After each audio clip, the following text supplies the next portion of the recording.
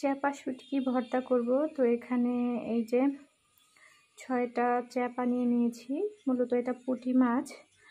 আর এখানে নিয়েছি কিছু দেশি গুটি রসুন, এটা আমি খোসাটাকে ছাড়িয়ে নিয়েছি। আর এখানে নিয়েছি কিছু শুকনা মরিচ, এটাতে প্রচুর ঝাল, যার কারণে আমি এটুকুই নিয়েছি। এটাতেই অনেক বেশি ঝাল হয়ে যাবে।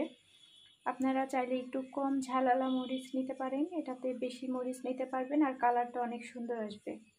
তো এখানে হচ্ছে আমি সামান্য সর্ষের তেল দিয়ে দিয়েছি। তার মধ্যে প্রথমে এই রসুন আর হচ্ছে শুকনো মরিচগুলোকে ভালো করে ভেজে নেব। তো এই যে আমি রসুন আর মরিচগুলোকে ভেজে নিয়েছি, এটাকে আমি এখানে ঢেলে দিলাম। এরপর আমি মাছটাকে আলাদা করে ভাজবো, কারণ মাছটা একটু মুচমুচে করে ভাজতে হবে, যেহেতু কাটা রয়েছে মাছের মধ্যে, তো ওটা যেন ভালোভাবে ভাজা হয়ে যায়।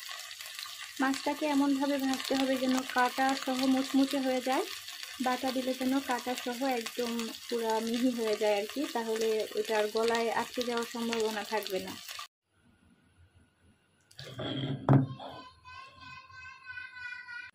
শুটকির মধ্যে আমি লইট্টা শুটকির ভর্তাটাই খেতাম, কিন্তু এখন মনে হচ্ছে এই চ্যাপা শুটকিটা বেশি মজা।